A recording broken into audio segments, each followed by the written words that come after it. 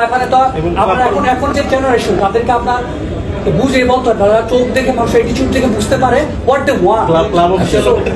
আমি এবার একটা কথা বলতে চাই, তো আপনারা কি মনে করেন যে বাংলাদেশ ন্যাশনাল লিগে যে আমাদের যে ফার্স্ট ডিভিশন যে টিমগুলো আছে ওগুলার একটা রিজার্ভের প্লেয়ার থেকে কি ফাহমিদুল সিরিয়া ডি খেলে ইটালির চতুর্থ বিভাগের ক্লাব, এটা কি ওনার যোগ্যতা কি কম? না না, আমি বলতে চাই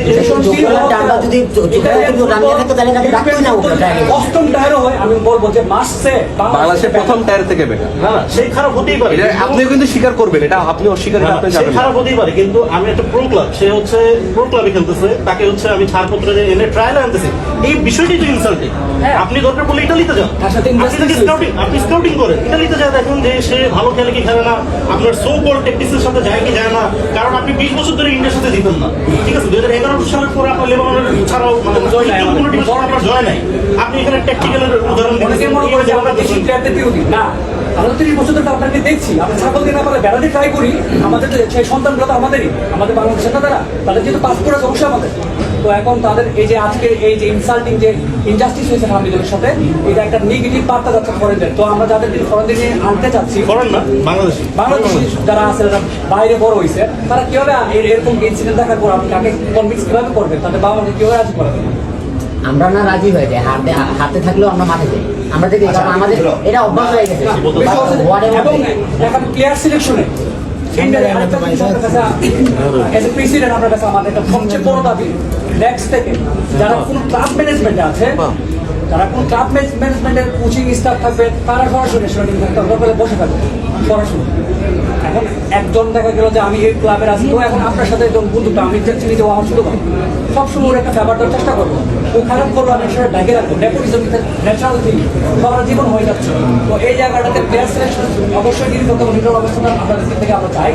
আর কথা হচ্ছে ফাহমিদুলকে অ্যাজ সুন অ্যাজ তাকে বাংলাদেশে এনে এরপরে যেতে পাঠাতে হবে, কারণ বাংলাদেশে না আনলে আমরা এটা শান্ত হবো না, কারণ বাংলাদেশে আনতে হবে তাকে যে সম্মানটা দিতে হবে এর পক্ষে, যে না তাকে অনেক ফাহমিদুল আসতে যাবে, এটা আমাদের একটা উদাহরণ একদম মন্তরি করে রাখতে হবে।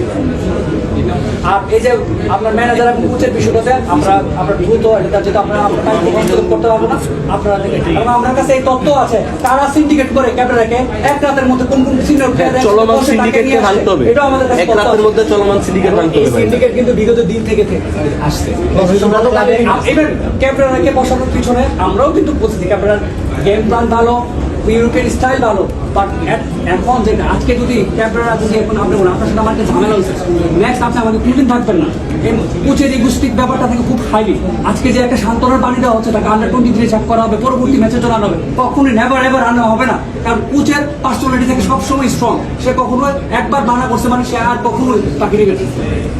এবং এই যে নবাব ইউসুফ তাদেরকে একটু হালকা করে সুযোগ দিয়ে ছেঁকে দিয়ে মানে মুদ্রা কথা হচ্ছে তাদেরকে মানে এক রাতের ভিতরে প্রবাসী দিয়ে ফলাফল আমার চাই, এরপর একটু খারাপ করলে মিডিয়া ট্রায়াল হচ্ছে যে না তারা টিকতেছে না, আমাদের একটা বিদেশের টেম্পারেচার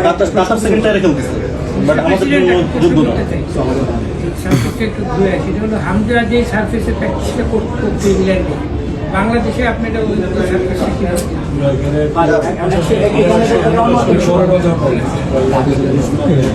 আচ্ছা শুনেন, আপনারা আসছেন, that's fine, but let me be very clear. তো আমি আপনাদের প্রতি আগেও খুব আন্তরিক ছিলাম, এখনও আছি, ভবিষ্যতে থাকবো, বাট এরকম আচরণ ইজ নট অ্যাকসেপ্টেবল। এরকম এসে দল বেঁধে আপনারা রানিং করবেন, পুলিশকে লাগবে মেনটেন করার জন্য। আমি আপনাদের প্রতি অলওয়েজ, আপনারা আমার অফিসে আসতে চান, আপনাদের ক্লাবে অফিস আমাকে ডাকে, কথা বলতে চান, I have never ever said no, আগামী শান্তিপূর্ণ ব্যাপার, শান্তিপূর্ণ ব্যাপার। দল বল বেঁধে আসা, যেখানে আপনারা আমাকে চান্স দেন, কেউ কে আমাকে বলছে আমি কথা বলতে চাই, কেউ কে বলছে যে আপনার সাথে আমরা এটা নিয়ে ডিসকাস করতে চাই, নো, আমি না করতাম, ডিনাই করতাম, অ্যাভয়েড করতাম, 100% আপনারা নেক্সট একটা স্টেপ নিতেন। But you have the right, শান্তিপূর্ণভাবে গ্যাদারিং করা আপনারা করছে।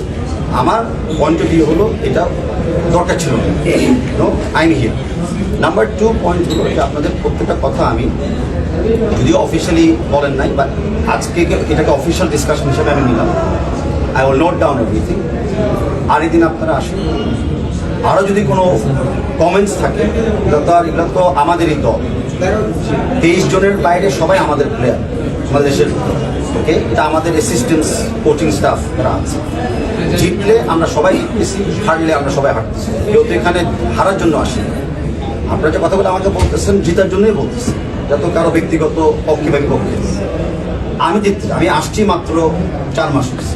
4 মাসে আপনারা দেখছেন আপনাদেরই যে বার্তাগুলো ছিল যে আর্থিক অনিয়ম আমরা দেখতে চাই না, আমরা লিগে কোনো অনিয়ম দেখতে চাই না, পাতানো ম্যাচ দেখতে চাই না, ক্রাউডকে ফ্যানকে কিভাবে আরো সম্মান দেওয়া হয়, সবগুলো has been taken in consideration. মানে একটা এখন আমি হয়তো সবগুলোতে সাকসেস হতে পারি, দ্যাট ডাজ নট মিন যে আমি একটা কোনো ইস্যুতেও আমি ইগনোর করতে পারছি। তো আপনারা এই প্রক্রিয়াটা চলমান রাখেন, ইন্টারাকশনটা আমরা আরেকটু ফর্মাল করি, মেবি 2 মাসে একবার বসি, বা ফ্যান আরও কীভাবে ফ্যান এঙ্গেজ করা যায়, আই এম ভেরি ওপেন। এই আইডিয়াটা আপনারা আমাকে দেন। আজকের সলিউশনটা কিন্তু এই মুহূর্তে আমার কাছে নেই। এই সলিউশনটা আপনাদের কাছে আই এম সেইং আমরা ইন্ডিয়া ম্যাচটা দেখি, ইন্ডিয়া ম্যাচ দেখার পরে এভরিবাডি জব দিতে হবে, প্রেসিডেন্ট থেকে শুরু করে আমাদের পিয়ন। আর ফাহমিদুলের ব্যাপারে আমি বলি, লোক কথাই বলেন ফাহমিদুলের বাড়ি আমার বাড়ি একদম গ্রাম করেন আমার পাশে। আমি তার সাথে ব্যক্তিগতভাবে কথাও বলছি, তার বাবার সাথে আমি কথা বলছি। সে নিজে আমাকে বলছে যদি আমাকে আলটিমেট 23 স্কোয়াডে না রাখা হয় তাহলে বাংলাদেশ যাওয়ার কোনো আমার ইচ্ছা নাই। বিকজ ইটস রাইট, একটা লোক ছেলে আসবে একদিনের জন্য, এখান থেকে ব্যাক করাচ্ছে বেটার সে ওখানে যায়, তার খেলাতে ব্যাক করছে। তো ওর বাংলাদেশে আসা না যাওয়াটা ওর আর আমার 100% এখানে আপন মিউচুয়াল ডিসকাশন। এখন স্কোয়াডে থাকা না থাকা একটা 29 মেম্বারকে আমরা পাঠাচ্ছি, 29-এর ভিত্তিতে কিন্তু অনলি 22 জন team, because Hamza Chowdhury is the 30th। হামজাকে 23-তে অ্যাড করলে 29 থেকে আমরা 22 জনকে আমরা পাবো। কোচিং টিম হ্যাজ সিলেক্টেড 22 জন, sitting in Saudi Arabia based on injury, based on